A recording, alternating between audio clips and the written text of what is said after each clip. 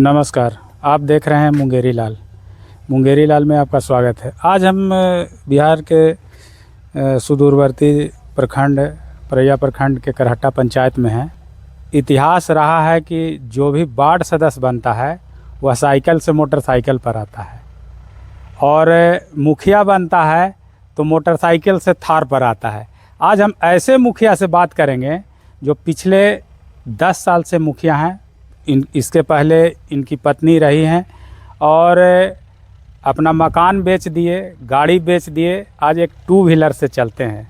तो आइए अब हम जानते हैं, इनसे बात करेंगे। अभी हम करहट्टा पंचायत सरकार भवन पर हैं और मुखिया से बात करेंगे। ये हमारे साथ हैं अरुणोदय मिश्रा। तो हम चलेंगे पंचायत भवन में, चलेंगे इसके अंदर, चलेंगे इनसे बात करेंगे, बैठेंगे बात करेंगे। और हमारे इनके साथ एक वार्ड सदस्य भी हैं, यहीं का है, करहट्टे का रहने वाले हैं। इनसे भी कुछ जानेंगे। ये करहट्टा गांव का रहने वाले हैं। क्या नाम हुआ आपका? मेरा नाम उदय जादव। उदय यादव। हाँ, ये उदय यादव हैं, इनसे भी बात करेंगे। तो कैमरामैन से हम कहेंगे कि पंचायत सरकार भवन दिखलाएं। ये पूरा के पूरा टाँड़ है, पहले नक्सल प्रभावित क्षेत्र था और रोड और सड़क न रहने के वजह से नक्सलियों का यहाँ पर आसरा रहा करता था और लोग आने जाने में भी हिचकिचाते थे। आज हम बात करेंगे अरुणोदय जी से। आइए। सबसे पहले तो मैं आपके चैनल के माध्यम से आपके दर्शकों का हार्दिक स्वागत करता हूं, अभिनंदन करता हूं और अपनी बात अपनी 4 लाइनों से मैं करना चाहता हूं। लिया संकल्प है मैंने अपनी राह चुनी है, भर ली भावना मन में जिसे दिन रात बुनी है।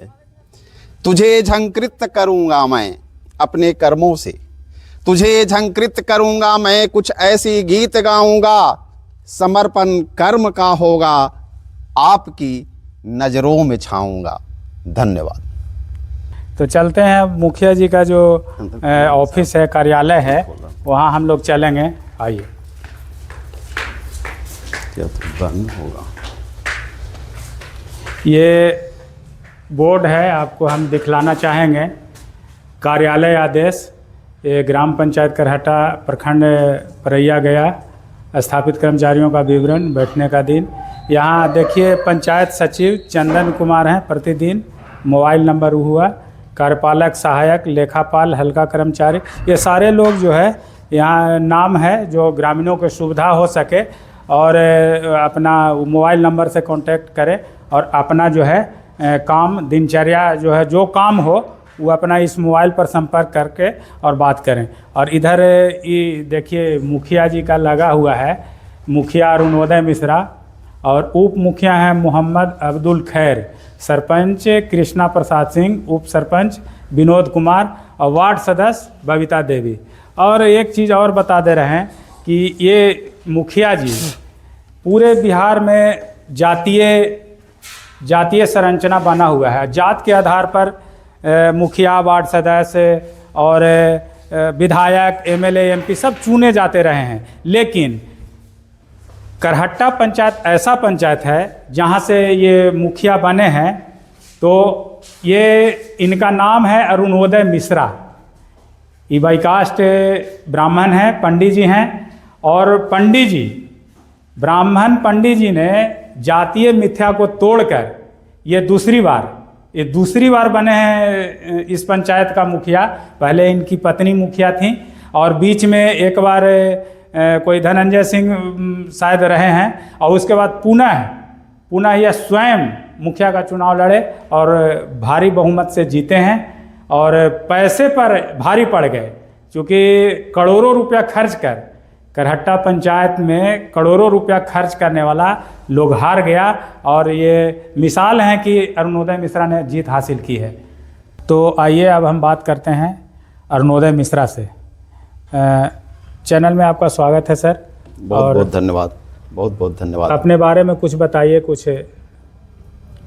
देखिए, इस पंचायत के अंदर अगर जाति पाति का बात हम करें तो कुल वोट का यहाँ 1% भी हम लोग का जाति के नाम पर वोट नहीं है। मुश्किल से हमको लगता है कि यहाँ करीब 9,000 वोट है, जो उसमें 50-55 के वोट हम लोग अपने जाति का है। लेकिन मैं समझता हूँ कि पूरे बिहार में यह पंचायत एक उदाहरण है जो जातिवाद पर विश्वास करने वाले लोगों को ठुकरा करके, धन बल को ठुकरा करके, यहाँ के गरीब गुरबा महिलाएं सभी ने एक नारा दिया कि नून रोटी खाएंगे, आधा रोटी खाएंगे, पर बाबा को जिताएंगे। और तन मन धन तीनों लगा करके लोग हमको मदद किए। और आज यह भी सौभाग्य इस पंचायत में अभी तक हम ही को मिला है कि जब पत्नी भी मुखिया हुई और हम भी मुखिया हुए, इस सिर्फ हम ही को सौभाग्य मिला। इस पंचायत के सम्मानित जनता का मैं हार्दिक आभार व्यक्त करता हूँ, हार्दिक धन्यवाद व्यक्त करता हूँ कि मुझ जैसे एक झोपड़ी से निकले हुए आदमी को इस काबिल समझा और अपनी सेवा करने का हमको मौका दिया। पहली बार आप कब जीते?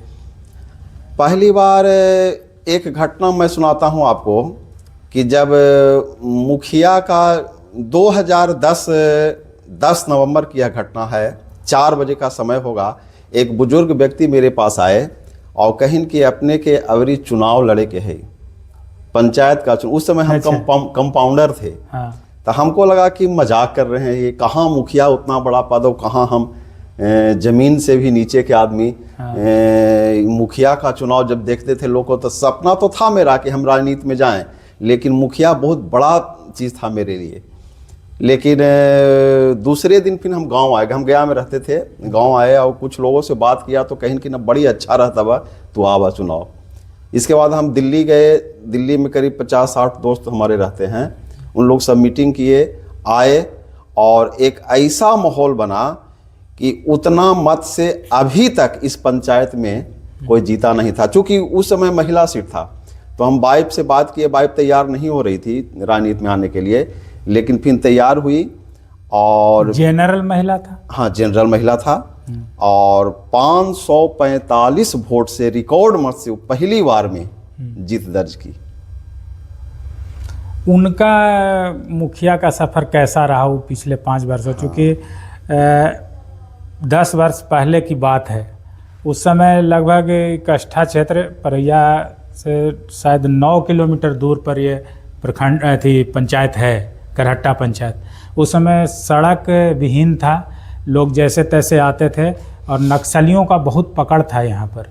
एक आगे नईकी अहरी है और कई गांव हैं जिसमें नक्सलियों का आना जाना लगा रहता था और लोग आने जाने में हिचकते थे। यहाँ तक कि गया मुख्यालय का से जो रोड गई है परैया, उस रोड में भी मतलब आने जाने से दोपहर में या रात में लोग डरते थे।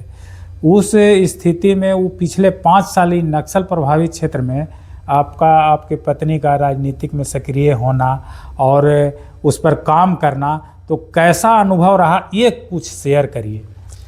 आपके चैनल के माध्यम से मैं बिहार के माननीय मुख्यमंत्री नीतीश कुमार जी तक अपनी पत्नी मुखिया रेणु मिश्रा जी की कहानी को शेयर करना चाहता हूं। और मुझे उम्मीद है कि यह बात माननीय मुख्यमंत्री जी तक पहुंचेगा। रेणु मिश्रा जी का संघर्षमय 5 साल, माने हम समझते हैं कि अगर मुख्यमंत्री जी तक यह बात चला जाए तो कुछ तथ्यों को देख करके माननीय मुख्यमंत्री जी गर्व महसूस करेंगे। कुछ तथ्यों को देख करके अपनी आंखें लाल कर लेंगे, क्रोध में तरेर लेंगे, और कुछ तथ्यों को देख करके वह अपनी आंखों को बंद कर लेंगे, यह भी मैं कहता हूं। और कुछ तथ्यों को देख करके मुझे पूर्ण विश्वास है कि माननीय मुख्यमंत्री जी की आंखें नम हो जाएंगी, आंसू आ जाएंगे। गया कलेक्टेरिएट के जहां डीएम बैठते हैं, गया कलेक्टेरिएट के कई घटना को मैं अपने सीने में अभी भी दबाया हुआ हूं। जब हमारी मुखिया जनसंघर्ष कर रही थी, कोई पूछने वाला नहीं था, कोई देखने वाला नहीं था। किस तरह हमारी मुखिया को अपमानित किया गया बड़े बड़े अधिकारियों के द्वारा, लेकिन जनसंघर्ष के लिए, जनसंघर्ष को अपना निजी संघर्ष बना करके हमारी मुखिया ने दलित उत्थान के लिए एक काम किया, बहुत बड़ा काम किया, और दान में मिली हुई अपनी एकमात्र संपत्ति जो उस समय करीब 15 से 20 लाख का था, उसका कुर्बान करके और उन लोग को रोड पहुंचा करके उनके गांव तक पिटा करके, चुरा करके, अपमानित होकर के। किस गांव का सड़क था वो? और ऐसे पता चला कि आप पत्नी के मुखिया काल में अपना जो गया में आवास था, जो निजी घर था, वो भी आपने बेच दिया। और यहाँ करहटा पंचायत के गांव के लोग कहते हैं कि बाबा ने जो है अपनी गाड़ी भी बेच दी। गाड़ी भी शायद आपने स्कॉर्पियो लिया था। सबसे पहले तो जब बात निकला है तो मुझे शर्म नहीं लगता है और ना भय लगता है। सबसे पहले तो उस मुखिया जी का जो जेवर था वो बिका, उसके बाद गाड़ी बिका। जब मेरे पास कोई रास्ता नहीं था जीने का, तो पीएमओ को चिट्ठी लिखी गई एक मुखिया के द्वारा। अच्छा, पीएमओ कार्यालय को? हाँ, वो चिट्ठी भी मेरे पास है अभी। बिल्कुल। माननीय प्रधानमंत्री जी, जब आपका सपना है कि 2022 तक हम हर गरीब को एक छत देंगे, उस स्थिति में एक मुखिया आपसे गुहार लगा रही है कि यह खून पसीना से बनाया हुआ आधा कट्ठा में मकान जो बना गया में 2007 में मकान बनाए थे हम लोग, उसके अलावे मेरे पास पूरे सृष्टि में कुछ नहीं है और आज भी नहीं है। न 1 रुपये का किसी परिवार के नाम से LIC, न 1 रुपया किसी बैंक में, किसी भी बैंक में, न 1 इंच जमीन, न अपना मकान। पीएमओ को चिट्ठी लिखा गया कि हम अपने बच्चों को पढ़ा नहीं पा रहे हैं। डीएवी में चारों हमारे बच्चे पढ़ते थे, हम फीस नहीं जमा कर पा रहे हैं, इसलिए हमको पढ़ाई का सिर्फ व्यवस्था की जाए। 5वां दिन पीएमओ संज्ञान ले लिया चिट्ठी का, और बिहार सरकार, चीफ सेक्रेटरी बिहार सरकार और गया डीएम को 1 सप्ताह में रिपोर्ट मांगा गया। गया कलेक्टेरिएट से हम लोग को फोन आया, गए, मैं नाम नहीं बताऊंगा एडीएम साहब का, लेकिन अब गए थे तो ऐसी शर्ट पैंट पहन के गए तो कोई नंग धरंग तो जाएगा नहीं। हमको देखी ऊपर से नीचे के कि आप लोग चिट्ठी भेजे हैं पीएमओ, हम कि जी यही करते हैं आप लोग। मेरे स्वाभिमान को बहुत जबरदस्त धक्का लगा और मैंने लगा कि हम शर्म से मर जाते, लेकिन हम पीएमओ से मांग नहीं करते। मतलब कि केवल आपके कपड़े के पहनावा से उन्होंने बोला। हाँ, कहीं कि देखने से आपको नहीं लगता है कि मदद की जरूरत है। तुरंत हम और वाइफ वहाँ से उठे और सर को हम बोले कि आप सर यही बात लिख करके पीएमओ को भेज दीजिए कि इस आदमी को देखने से नहीं लगता है कि। और उसी कलेक्टेरिएट में बैठ करके हम और पत्नी डिसीजन लिया कि अभी हम लोग जिंदा रह सकते हैं, बच्चों को पढ़ा सकते हैं। कैसे? अभी हम लोग को मकान है और 40 लाख का मकान था वो, लेकिन गरज में फिर हमको 30 लाख में वो बेचना पड़ गया। बेचे, बच्चों को पढ़ाए लिखाए और चल रहा है जीवन। तो यहाँ के डेवलपमेंट में क्या क्या आपको परेशानी आया, क्या क्या अड़चने आए, ये थोड़ा शेयर करें। अब रहा मेरे कार्यकाल का बात, जब दिसंबर 26 दिसंबर को हम लोग शपथ लिया था मुखिया कार्यकाल का, और लगा था कि अपनी पत्नी का छूटा हुआ काम और भी छूटा हुआ काम सब आगे पूरा करेंगे। लेकिन निर्भीक और बेखौफ होकर मैं आपके चैनल के माध्यम से बोल रहा हूं कि आज बिहार में कोई मुखिया नहीं है। बराहिल से भी बदतर स्थिति है हर मुखिया का, और बड़ा चैलेंज के साथ, दावे के साथ इस बात को मैं कह रहा हूं। जिस तरह पंचायती राज व्यवस्था को तहस नहस किया जा रहा है, एकदम तहस नहस, ग्राम सभा का कोई औचित्य नहीं रह गया है, न कोई फंड है। हम लोग प्रतिदिन गाली सुनते हैं पब्लिक से। आपके माध्यम से मैं माननीय मुख्यमंत्री जी को कहना चाहता हूं कि माननीय मुख्यमंत्री जी, आपका 3 योजना महत्वाकांक्षी योजना चल रहा है हर पंचायत में, पूरे बिहार के पंचायत में, जल नल, सौर ऊर्जा और लोहिया स्वच्छ अभियान। इसको आप औचक निरीक्षण करके देखें कि कितना सफल है। 80% यह योजना फेल है और मुखिया के पास कुछ नहीं है। जब से पीएचडी को गया है जल नल, कहीं कोई दिखने वाला नहीं है। कहीं हम लोग प्रतिदिन व्हाट्सएप पर, मोबाइल पर एसडीओ साहब को, जेई साहब को, लेकिन काहेला कोई देखेगा।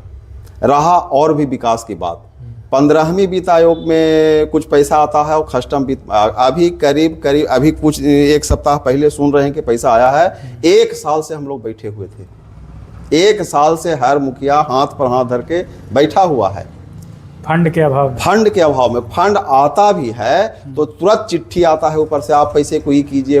माने जो प्राथमिकता के आधार पर पंचायत में कार्य होना चाहिए वो नहीं हो पाता है।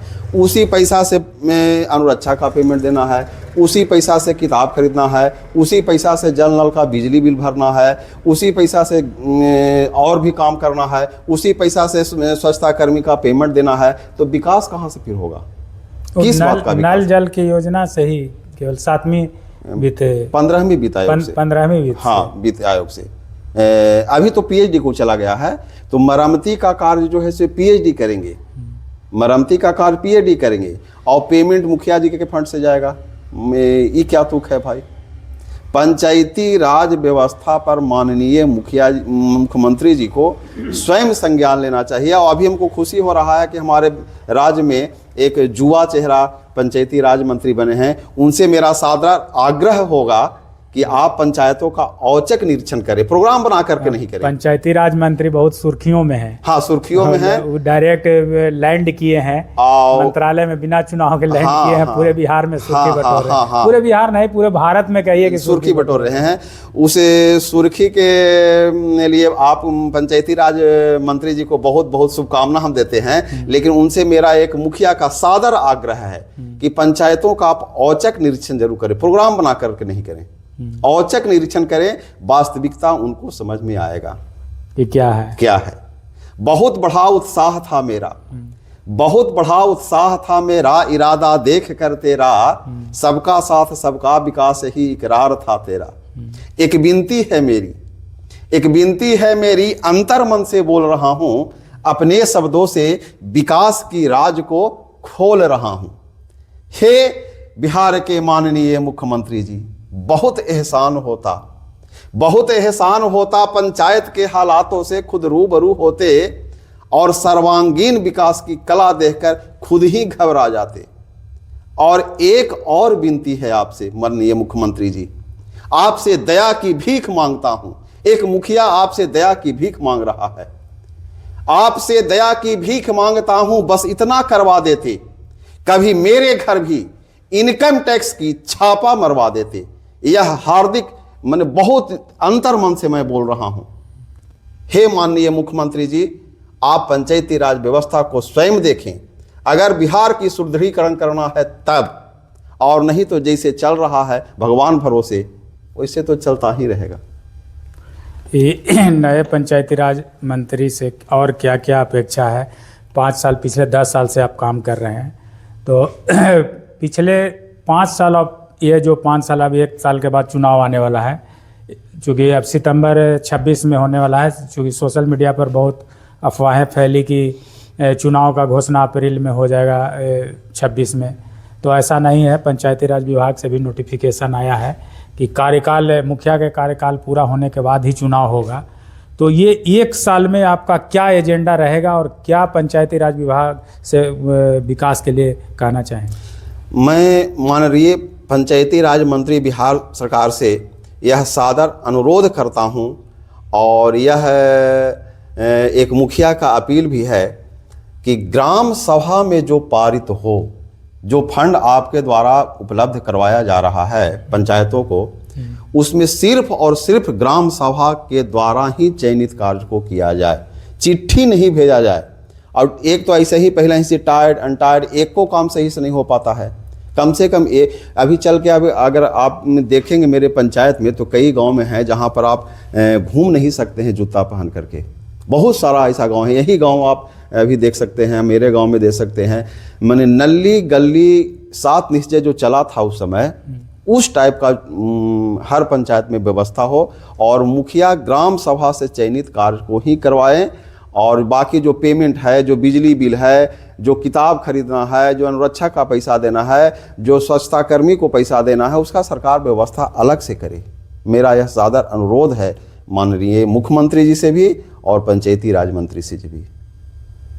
मुखिया नीतीश कुमार के रीजन में जो डेवलपमेंट हुआ तो सड़क, नाली, गाली, ये सब व्यवस्था और बिजली की व्यवस्था तो सुदृढ़ीकरण में हुआ ही है। हाँ, इसमें कोई कमी नहीं है, काम हुआ है। और माननीय मुख्यमंत्री जी के प्रति व्यक्तिगत रूप से मेरा सम्मान है और बिहार के लिए उन्होंने काम किया है। और एक जिम्मेवार नागरिक होने के, भारत के जिम्मेवार नागरिक के तौर पर कहता हूँ और निडर होकर के कहता हूँ कि अफसरशाही जो हावी है अभी वो विकास में बाधित हो रहा है, इसका संज्ञान ले माननीय मुख्यमंत्री जी। अरुणोदय जी, एक सवाल उठता है कि मुखिया बनते हैं या विधायक बनते हैं, जो भी है, तो सरकार का जो एजेंडा है उसी पर काम करते हैं, सरकार के जो फंड है उसी पर डेवलपमेंट की सोचते हैं। इसके अलावे भी दुनिया है, इसके अलावे भी अपने पंचायत में विकास कर सकते हैं, आप गाँव का विकास कर सकते हैं। तो इसमें बहुत सारा है, जैसे कृषि के क्षेत्र में है, पशुपालन के क्षेत्र में है, या अन्य कृषि में ही अन्य है, मशरूम है।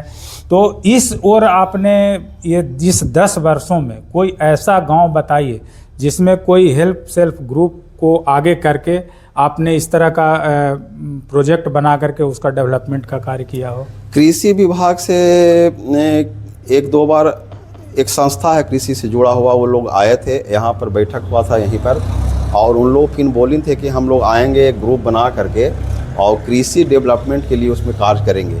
लेकिन जब से कह के गए उसके बाद से उन लोग का कोई कांटेक्ट नहीं है और साधन के अभाव में हम लोग अभी कुछ नहीं कर पाए, जो सच्चाई है। एक सवाल है कि मतलब क्या विकास इसी को देख रहे हैं कि जो पंचायती राज विभाग द्वारा जो फंड दिया जाएगा, सरकार के द्वारा जो फंड दिया जाएगा, उसी से गली नली सड़क से ही विकास को आप मानते हैं? तो इससे ऊपर हट करके क्या और भी विकास किया जा सकता है पंचायत या गाँवों का? हर विकास के लिए रोकड़ा की ज़रूरत है। कोई भी विकास आपके चलने के लिए पैसा की ज़रूरत है, तो बिना पैसा का तो कुछ संभव ही नहीं है। नहीं, एक सवाल है कि पैसा, हर चीज़ के लिए पैसा की ही आवश्यकता नहीं है, आत्मबल की भी आवश्यकता है।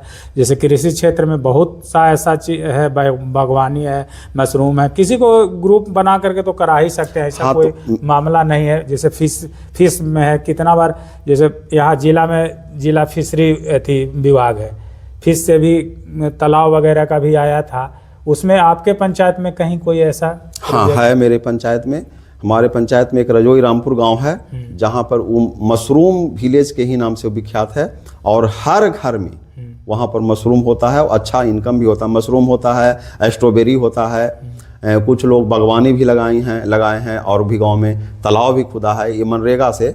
और हम समझते हैं कि सरकार का ध्यान आकृष्ट करना चाहते हैं हम कि जितना जल्दी से जल्दी हो ये लेबर का जो है सो कृषि से जोड़ा जाए, उससे बहुत बड़ा लाभ होगा। कृषि क्षेत्र में क्रांतिकारी परिवर्तन होगा। जब किसानों, कृषि से लेबर का ये क्या है?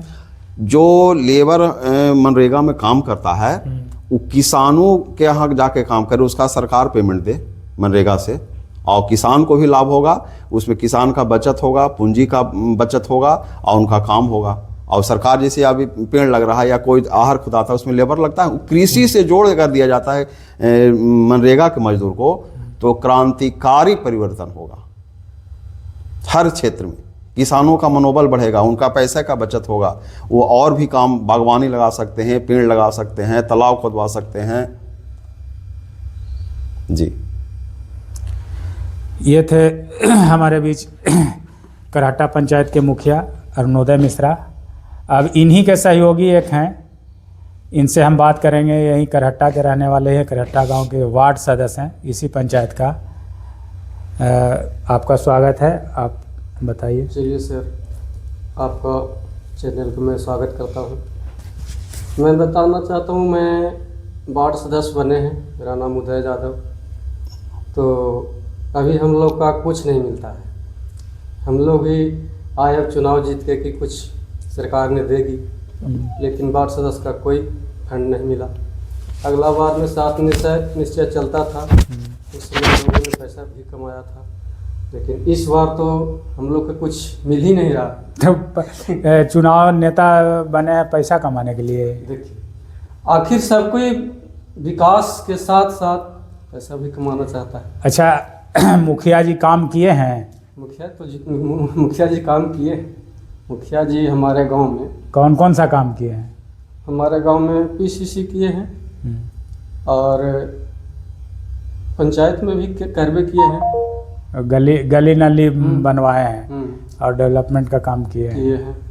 ऐसे हम वार्ड सदस्य जीते हैं तो भाई हम भी विकास के जरिया यहाँ करहट्टा में बनाए, बहुत किए, जिससे मैं मान लिया जाए मेरा फंड नहीं था तो जिला परिषद हैं, विधायक फंड से हुआ, ये सब लोगों से मैं जा करके काम करवाए।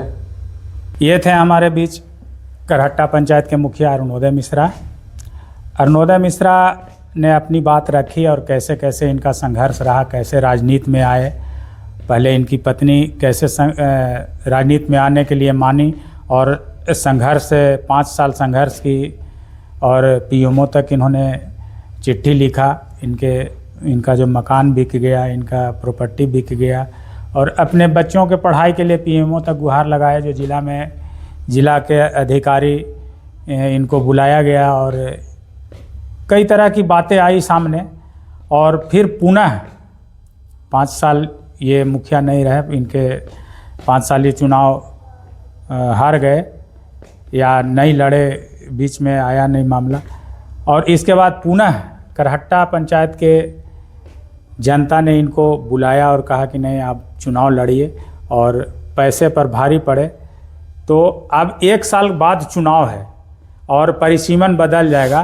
तो आखिरी चलते चलते अनुरोध जी से ये हम जानना चाहेंगे कि परिसीमन में अगर सीट बदल गया या अगर नहीं बदला तो इनकी रणनीति क्या होगी और डेवलपमेंट के लिए क्या ये सोचते हैं?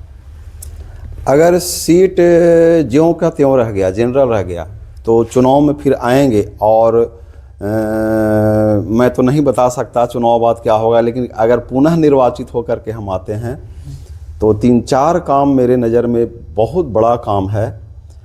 धर्मशाला, हमारे यहाँ पंचायत में एक धर्मशाला जगह है और गया से औरंगाबाद तक 50-60 किलोमीटर में उतना बड़ा तालाब वहाँ नहीं है।